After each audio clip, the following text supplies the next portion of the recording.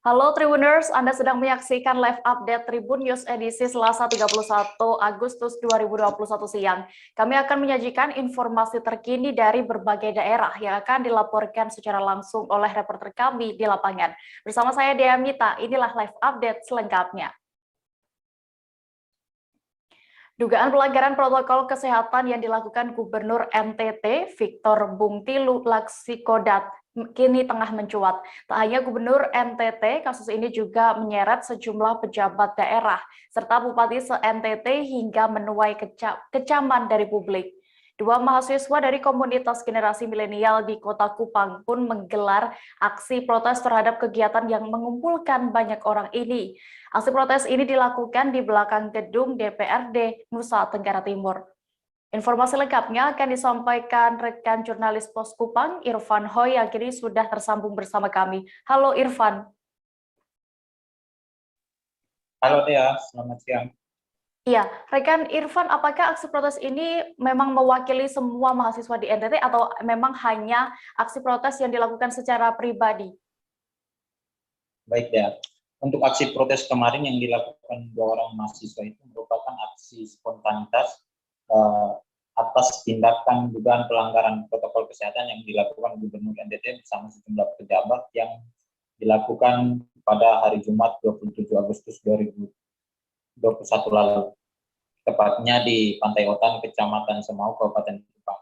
Nah, kedua mahasiswa ini meski tidak mewakili keseluruhan mahasiswa yang ada di Kota Kupang, tapi bagi mereka, kehadiran mereka untuk menyuarakan hal ini telah mewakili aspirasi yang selama ini, yang akhir-akhir ini atas polemik itu terjadi, banyak disampaikan, banyak disuarakan oleh masyarakat ini. Demikian deh. Iya, lalu apa saja tuntutan para mahasiswa yang melakukan aksi itu, Irfan? Baik ya, tuntutan dua mahasiswa ini sederhana. Mereka meminta agar DPRD memanggil Gubernur NTT Victor Bungtilu Laksikodat serta sejumlah pejabat daerah agar mempertanggungjawabkan dugaan pelanggaran yang terjadi di Pulau Semau itu.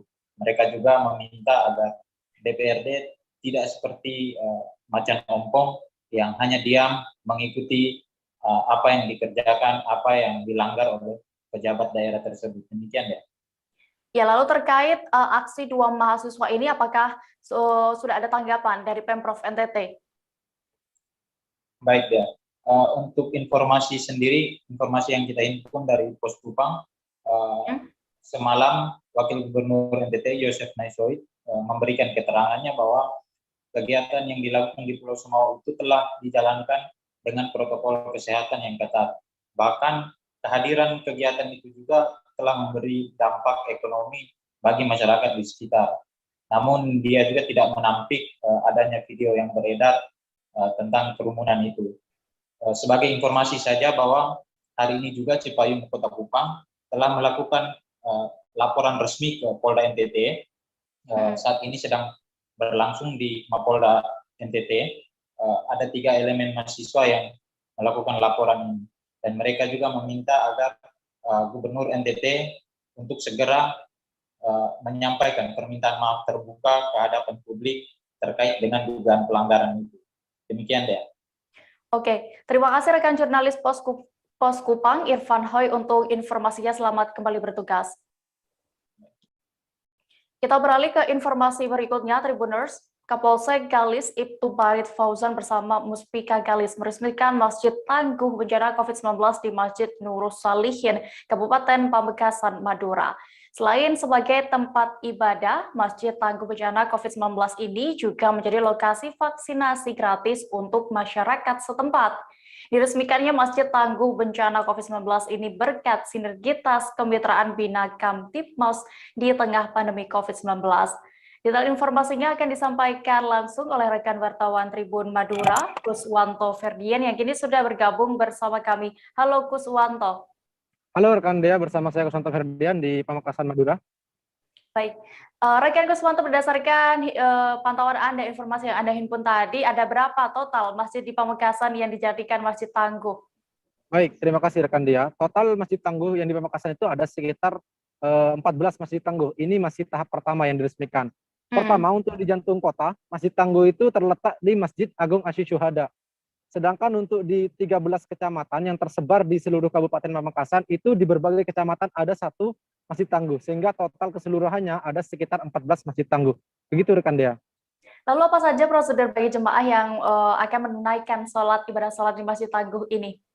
Baik, informasi ini sangat penting untuk disampaikan kepada para jemaah yang mungkin para wisatawan atau wisatawan religi yang sedang berkunjung ke Pamekasan. Biasanya mereka banyak melakukan sholat berjemaah di masjid-masjid besar yang ada di Pamekasan, terutama di Masjid Agung Asy-Syuhada. Di Masjid Agung Asy-Syuhada sekarang sedang diberlakukan yang namanya protokol kesehatan yang sangat ketat. Ini diberlakukan setelah dijadikannya masjid tersebut sebagai Masjid Tangguh Bencana COVID-19. Pertama, sebelum memasuki masjid, para jemaah diwajibkan untuk memakai masker. Apabila jemaah tidak membawa masker, petugas sudah ada yang memberikan. Di sana juga sudah ada petugas dari personil BPBD, TNI Polri, Dinas Kesehatan, dan juga dari Dinas Sosial yang juga ikut andil dalam pemantauan para jemaah yang akan sholat di Masjid Tangguh. Nah, setelah memasuki pintu gerbang masjid, para jemaah juga diwajibkan untuk melakukan cek suhu tubuh. Bagi mereka yang suhu tubuhnya melebihi dari 37 derajat, mereka tidak diperkenankan dan tidak dibolehkan untuk masuk ke dalam masjid. Ini dilakukan sebagai upaya antisipasi daripada pemerintah Kabupaten Pamekasan untuk mencegah terjadinya penyebaran COVID-19 klaster masjid. Nah, setelah bagi para jemaah itu suhu tubuhnya di bawah dari 37 derajat, mereka diperbolehkan masuk tetapi melalui bilik sterilisasi. Jadi mereka masuk di bilik sterilisasi, disemprot, di mana di situ ada penyemprotan khusus yang secara otomatis menyemprot para jemaah. Setelah melalui bilik sterilisasi, mereka diperkenankan untuk melakukan cuci tangan yang ada di depan pintu masjid kedua. Nah, setelah itu mereka diperbolehkan untuk melakukan sholat, mengambil wudhu dan segala macamnya. Nah, untuk sholat sendiri mereka juga akan diawasi oleh tim Satgas. Pertama mengenai jarak ya. Jarak saf sholat itu mereka diwajibkan untuk menjaga jarak minimal 1 meter. Dan saat bersolat pun mereka diwajibkan untuk melakukan yang namanya sholat menggunakan masker. Begitu rekan Dea. Iya, rekan Kuswanto, lalu bagaimana dengan harapan pemerintah dan juga pihak kepolisian dengan didirikannya Masjid Tangguh ini? Baik, dengan didirikannya Masjid Tangguh Bencana COVID-19 ini, pemerintah Kabupaten Pamekasan ingin segera mempercepat memutus mata rantai penyebaran COVID-19. Untuk saat ini rekan Dea, Pamekasan sudah memasuki PPKM level 2. Berbagai aktivitas masyarakat sudah agak kembali normal ya, termasuk sekolah juga sudah mulai masuk 50%, namun tetap dengan penerapan protokol kesehatan yang ketat. Nah, Masjid Tangguh COVID-19 ini juga Dea sebagai menjadi tempatnya pusat vaksinasi ya. Jadi di tempat Masjid Tangguh ini juga ada tempat vaksinasi khusus bagi para jemaah yang mungkin belum melakukan vaksinasi atau masyarakat terdekat yang ingin melakukan vaksinasi. Mereka tidak perlu jauh-jauh lagi datang ke Polsek atau datang ke pelayanan kesehatan. Mereka cukup mendatangi masjid terdekat yang sudah dijadikan Masjid Tangguh. Di sana sudah tersedia berbagai dinas kesehatan yang juga siap melakukan vaksinasi ini. Begitu rekan Dea. Baik, Tribuners, tadi rekan Kuswanto juga sudah berhasil mendapatkan keterangan dari Kapolsek Palengaan Ibtu Sri Buniarto dan juga Bupati Pamekasan Badrut Taman. Berikut keterangan lengkapnya. Masjid Tangguh ini untuk apa, Komandan? Ya, jadi Masjid Tangguh diresmikan di Lonceng ini untuk menjadi contoh bagi masyarakat ya, bahwa dalam menghadapi virus COVID-19 ini kita benar-benar harus menerapkan protokol kesehatan. Jadi di Masjid Tangguh itu nanti kita terapkan protokol kesehatan terutama 3M ya, ada tempat cuci tangan, kemudian atur jarak waktu sholat berjamaah, kemudian memakai masker bagi jemaah masjid. Sementara ini di Polsek Palengan ada berapa Masjid Tangguh, Dan? Di wilayah Polsek Palengan ada satu kemarin diresmikan oleh Bapak Camat, yaitu Masjid Jami Baitur Rahman di Palengan Laut. Terakhir himbauan ke masyarakat, Komandan? Ya, mari kita taati protokol kesehatan yang ada. 5M ya, memakai masker, cuci tangan, jaga jarak, hindari kerumunan dan mengurangi mobilitas. Insya Allah dengan cara seperti itu kita sehat dari COVID-19. Dan vaksin jangan lupa, kita laksanakan vaksin karena aman dan halal demi meningkatnya imun tubuh kita menghindari virus COVID yang ada. Siap, terima kasih, Komandan. Kabupaten Pamekasan dengan data yang kita miliki, kita membuat beberapa bantuan dengan klaster-klaster yang berbeda. Hari ini kita memberikan bantuan untuk 1.295 masjid di launching di Masjid As-Syuhada di Kabupaten Pamekasan. Seluruh masjid di Kabupaten Pamekasan dari data yang masuk ke kita 1.295 ini semuanya akan kita bantu. Ini tidak bantuan kepada masjid, tetapi bantuan kepada margot dan seluruh pengelola masjid di Kabupaten Pamekasan. Ada 4.148 bantuan yang sedari 1 minggu ini, bantuan ini sudah standby di seluruh kecamatan di Kabupaten Pamekasan. Baru kemudian per hari ini akan kita serahkan ke seluruh takhir masjid dan dilaksanakan serentak Pak Camat dan seluruh Forkopimda untuk secara langsung menyerahkan bantuan yang isinya yang pertama ada vitamin, ada masker, ada beras, ada minyak goreng, dan keseluruhannya kita akan dorong Masjid Tangguh di Kabupaten Pamekasan. Ada sebagian beberapa teman yang bertanya, Masjid Tangguh ini pemerintah di Kabupaten Pamekasan punya beberapa program. Yang pertama adalah pesantren tangguh. Kita beri namanya Santana, Santri Tanggap Bencana. Baru kemudian nanti Masjid Mastana, Masjid Tanggap Bencana. Pasar juga. Beralih ke Banten, Tribuners, uji coba kegiatan belajar mengajar tatap muka untuk sekolah di Cilegon sudah dimulai sejak kemarin Senin 30 Agustus. Pelaksanaan uji coba sekolah tatap muka di kota Cilegon ini menggunakan sistem ganjil genap. Sekolah tatap muka juga hanya dilakukan selama 1-2 jam saja setiap kelasnya. Selain itu, kegiatan tatap muka ini juga dibatasi sebanyak 50% dari kuota maksimal kelas. Kabar selengkapnya akan disampaikan rekan wartawan dari Tribun Banten, Hairul Ma'arif, yang kini sudah terhubung bersama kami. Halo rekan Hairul.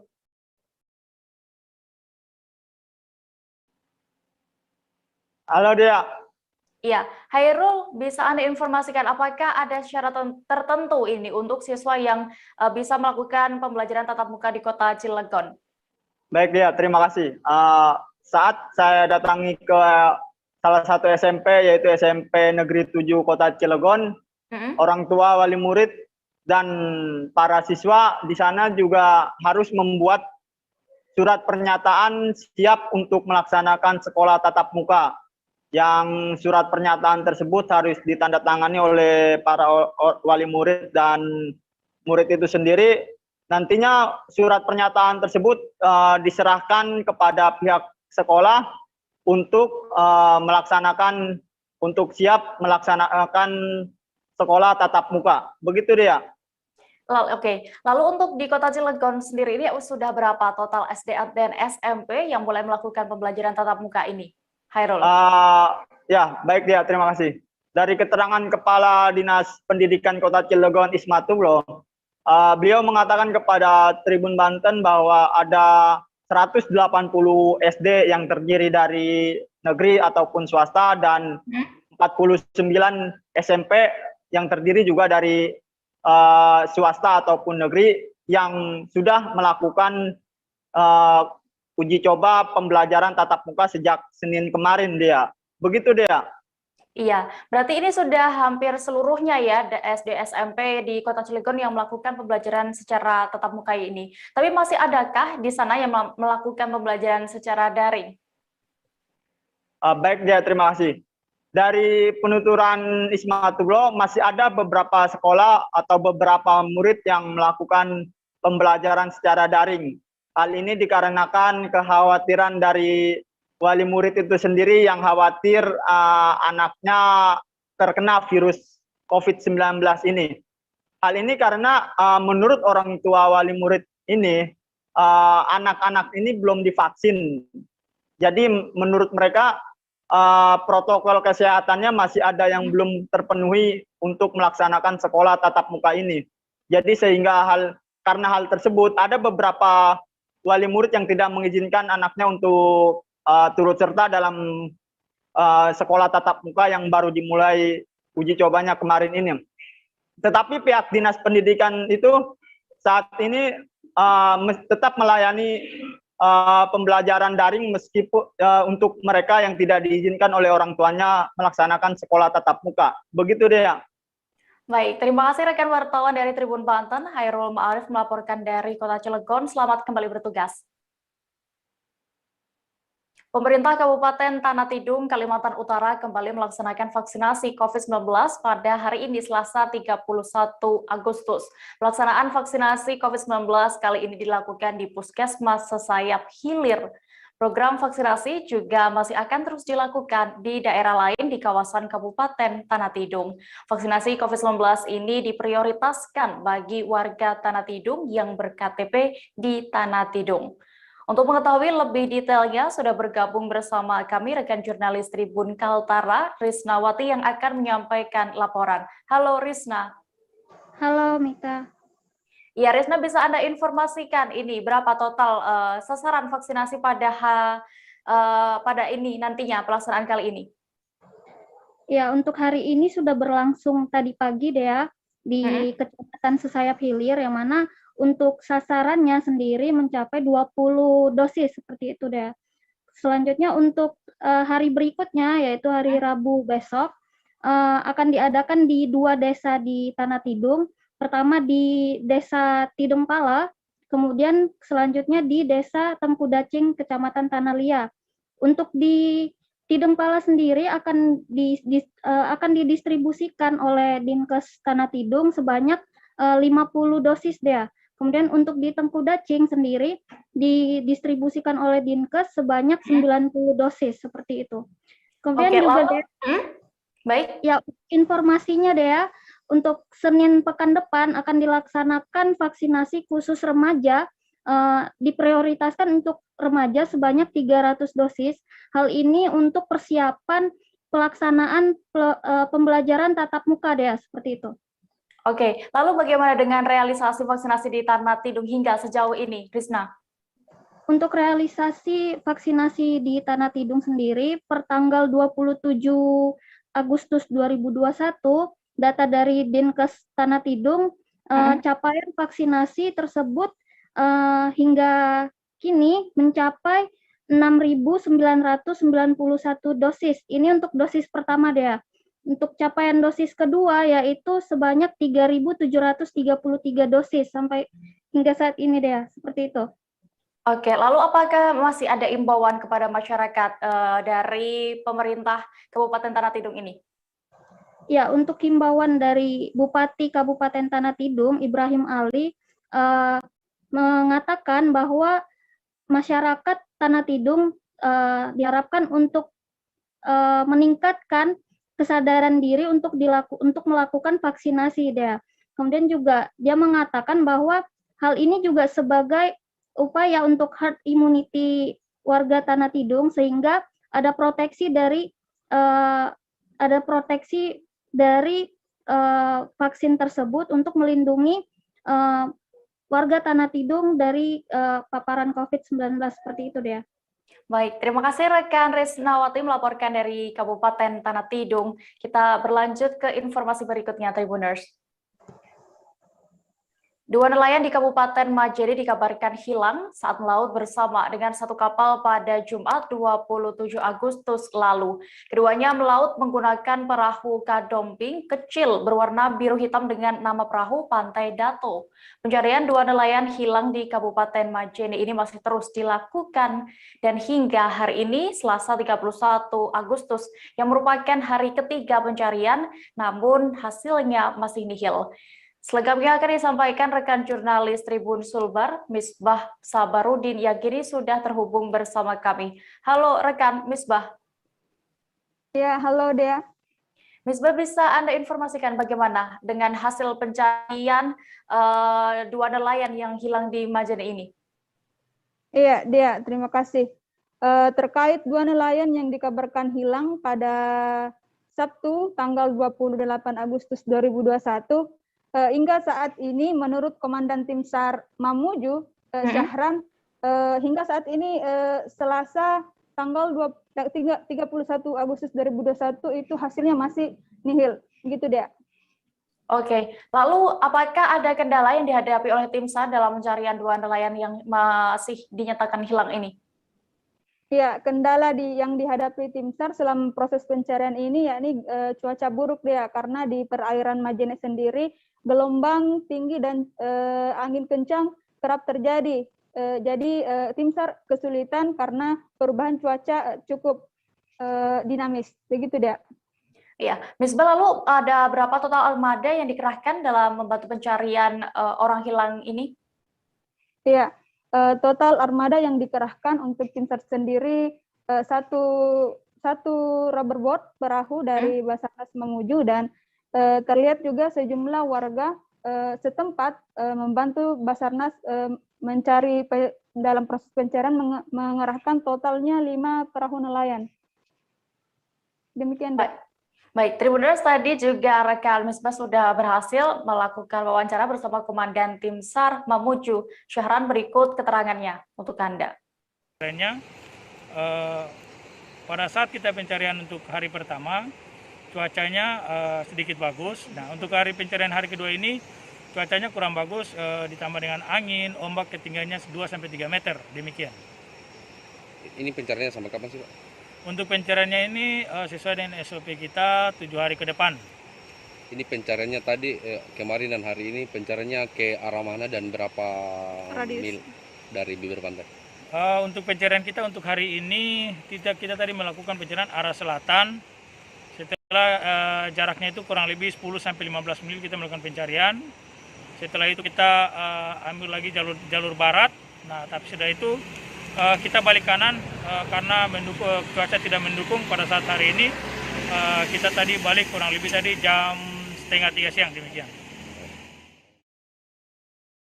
Kami akan kembali seusai jeda sejenak, Tribuners, tetaplah di live update. Oke, apa kabar Bang Arif di sini untuk strateginya?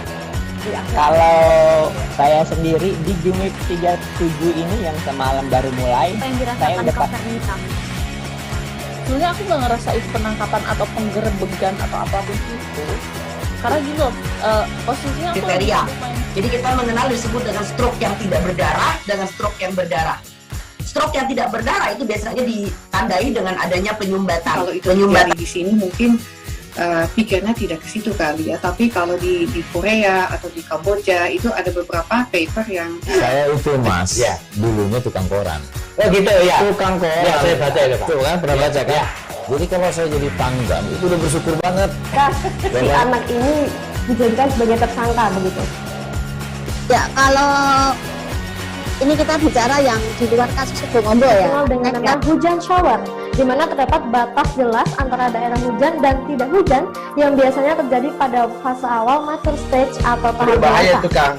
Jadi mulai artinya terjadinya perlembekan. Nah itu untuk penetrasi akan sulit. Gitu ya. Dok, saya ini menurut saya memang tidak mudah. Bukan urusan tanah diambil. Kalau misalnya Amerika Serikat sekarang, Rasulullah mengatakan dalam sebuah hadis bahwa berpuasa di 6 hari Syawal itu. Oke, apa kabar Bang Arif di sini untuk strateginya? Kalau saya sendiri di Jumip 37 ini yang semalam baru mulai, saya udah sebenarnya aku nggak ngerasa itu penangkapan atau penggerebegan atau apapun itu, karena gini loh, posisinya kriteria. Jadi kita mengenal disebut dengan stroke yang tidak berdarah dengan stroke yang berdarah. Stroke yang tidak berdarah itu biasanya ditandai dengan adanya penyumbatan. Kalau itu terjadi di sini mungkin pikirnya tidak ke situ kali ya, tapi kalau di Korea atau di Kamboja itu ada beberapa paper yang saya itu Mas, ya, dulunya tukang koran. Oh gitu ya. Tukang koran. Ya, saya baca ya, Pak. Tuh kan pernah baca kan? Ya. Jadi kalau saya jadi tanggam itu udah bersyukur banget. Si anak ini dijadikan sebagai tersangka begitu. Ya, kalau ini kita bicara yang di luar kasus Bongombo ya. Dengan nama hujan shower, di mana terdapat batas jelas antara daerah hujan dan tidak hujan yang biasanya terjadi pada fase awal mature stage atau tahap berbahaya itu Kang. Jadi mulai artinya terjadinya perlempekan. Nah itu untuk penetrasi akan sulit. Gitu, ya. Dok, saya ini menurut saya memang tidak mudah, bukan urusan tanah diambil. Kalau misalnya Amerika Serikat sekarang, Rasulullah mengatakan dalam sebuah hadis bahwa berpuasa di 6 hari Syawal itu. Oke, apa kabar Bang Arif di sini untuk strateginya? Kalau saya sendiri di Jumip 37 ini yang semalam baru mulai, saya udah pasti.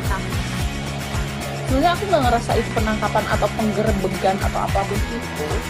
Karena gini loh, posisinya aku kriteria. Jadi kita mengenal disebut dengan stroke yang tidak berdarah dengan stroke yang berdarah. Stroke yang tidak berdarah itu biasanya ditandai dengan adanya penyumbatan. Kalau itu terjadi di sini mungkin pikirnya tidak ke situ kali ya, tapi kalau di Korea atau di Kamboja itu ada beberapa paper yang saya itu mas, ya dulunya tukang koran. Oh gitu ya, Tukang koran. Ya, saya baca itu Pak. Tuh kan pernah baca kan? Ya. Jadi kalau saya jadi tanggam itu udah bersyukur banget. Si anak ini dijadikan sebagai tersangka begitu. Ya, kalau ini kita bicara yang di luar kasus Situbondo ya. Dengan nama hujan shower, di mana terdapat batas jelas antara daerah hujan dan tidak hujan yang biasanya terjadi pada fase awal mature stage atau tahap Berbahaya dewasa. itu Kang. Jadi mulai artinya terjadinya perlempekan. Nah itu untuk penetrasi akan sulit. Gitu, ya. Dok, saya ini menurut saya memang tidak mudah, bukan urusan tanah diambil.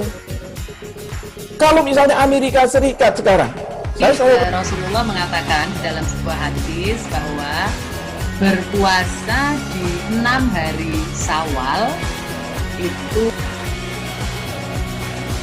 Oke, apa kabar Bang Arif di sini untuk strateginya? Kalau saya sendiri di Jumip 37 ini yang semalam baru mulai, saya. Terima kasih Anda masih menyaksikan live update Tribun News. Kita menuju ke Kalimantan Barat, Tribuners. Pemerintah pusat merencanakan untuk membuat kebijakan wajib vaksin bagi para pengunjung mal. Setiap warga yang hendak masuk ke dalam mal ini wajib menunjukkan kartu vaksin miliknya. Selain itu, pengunjung mal juga harus tetap menerapkan protokol kesehatan seperti menggunakan masker dan mengecek suhu tubuh. Kebijakan ini pun juga berlaku bagi seluruh mal di daerah Indonesia termasuk di Pontianak. Informasi lengkapnya terkait kebijakan wajib menunjukkan sertifikat vaksin di Pontianak ini akan disampaikan rekan jurnalis Tribun Pontianak, Ferianto, yang kini sudah tersambung bersama kami. Halo Ferianto. Halo, rekan Ferry, bisa mendengar saya? Halo, selamat siang, Dea. Iya. Ferry, apakah mal di Pontianak ini sudah menerapkan pemeriksaan sertifikat vaksin seperti yang diinstruksikan oleh pemerintah pusat? Nah, untuk di Kota Pontianak sendiri memang sudah ada beberapa mal ya. Nah, tapi untuk sampai saat ini, mal yang ada di Kota Pontianak itu masih belum menerapkan pemeriksaan sertifikat vaksin bagi para pengunjungnya. Namun, di mal-mal sendiri itu sudah menerapkan pemeriksaan ketat bagi setiap pengunjung itu, cek suhu tubuh dan juga wajib mengenakan masker bagi para pengunjung mal-mal tersebut ya. Baik, terima kasih rekan jurnalis Tribun Pontianak, Ferianto, untuk laporannya. Selamat kembali bertugas. Kita beralih ke informasi berikutnya, Tribuners. Remaja yang mengamuk kepada polisi saat terkena razia operasi justisi di Boyolali akhirnya meminta maaf. Sebelumnya, video yang menunjukkan seorang remaja marah-marah di depan polisi saat berada di Cepogo, Boyolali viral di media sosial. Remaja itu mengamuk kepada petugas yang melakukan penyekatan arus lalu lintas di jalur Solo-Selo Borobudur atau Solo. Tri Widodo yang kini sudah bergabung bersama kami. Halo Tri. Halo Dea. Rekan Tri, bisa Anda ceritakan kronologi lengkapnya ini? Remaja tersebut ngamuk seperti apa saat itu? Iya Dea, bahasanya pada minggu kemarin, tanggal 29 Agustus 2021, di kawasan Solo itu ada 3 tim yang diterjunkan untuk melakukan penyekatan, di mana 3 tim ini tersebar di 3 titik, yakni di wilayah desa Kecamatan Cepogo, lalu di desa Jeragah, Kecamatan Selo, dan simpang 6 Pakubuwono Surakarta di Selo, simpang Selo. Nah, saat di kawasan Desa Cepogo ini, petugas yang memeriksa pengendara yang kebetulan melintas, ini ada seorang pemuda yang diketahui motornya itu tidak sesuai dengan spek teknis yang diperbolehkan melintas. Nah, saat itu petugas kemudian menghentikan remaja itu. Nah, saat itulah remaja tersebut ngamuk-ngamuk dengan melawan petugas yang melakukan penyekatan. Ya. Oke, Tri, lalu bagaimana dengan pengakuan dari remaja itu? Apa sebenarnya yang melatar belakangi ia sampai marah-marah kepada petugas? Ya, berdasarkan pengakuan dari si remaja ini yang diketahui warga di Kecamatan Ampel, Kabupaten Boyolali, dia merasa kesal saja dia. Hal itu juga dibuktikan dari pengakuan Kasat Lantas yang telah memeriksa, ternyata si remaja ini dalam kondisi sehat, artinya tidak dalam terpengaruh minuman beralkohol. Dia hanya merasa kesal karena dia yang ingin berwisata ke Selo lalu dihentikan oleh petugas yang melakukan penyekatan dia. Oke, atas tindakannya itu bagaimana? Apakah tetap diproses hukum atau bagaimana terhadap remaja itu? Mengingat usia remaja ini masih berkisar 16 tahun, polisi tidak melanjutkan perkara hukum remaja ini karena si remaja ini sudah melakukan permintaan maaf kepada petugas dan melalui media sosial.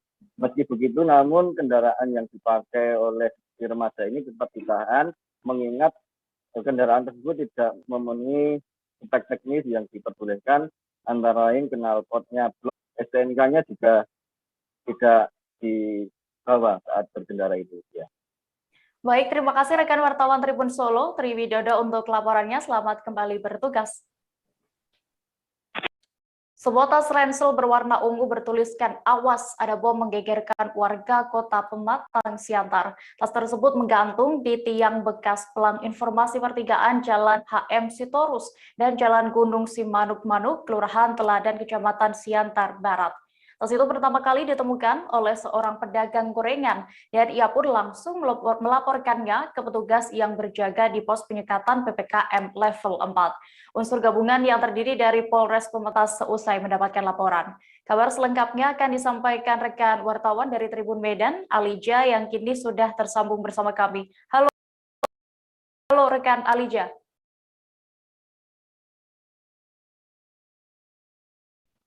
Ya. Siang, Dea. Alija, bisa Anda informasikan seperti apa proses identifikasi tas ransel yang mencurigakan ini? Ya, terima kasih Dea. Jadi pasca ditemukan pertama kali oleh pedagang gorengan, langsung pedagang goreng tersebut melaporkan ke petugas PPKM level 4 Pematang Siantar yang jaraknya tak terlalu jauh dari lokasi temuan dari tas tersebut. Selanjutnya, pihak kepolisian sendiri langsung mensterilisasi lokasi dari kerumunan, yang mana lokasi tersebut berdekatan dengan Taman Hewan Pematang Siantar. Polisi selanjutnya, Polres Pematang Siantar, maksud saya, itu berkomunikasi dengan Polda Sumut untuk menurunkan tim dari penjinak bom Satuan Gegana Polda Sumut.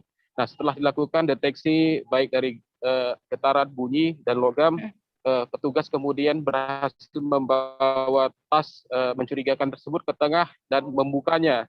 Dan ditemukan ternyata hanyalah sebongkahan keramik dan tulisan Anda kurang beruntung. Seperti itu, Dea.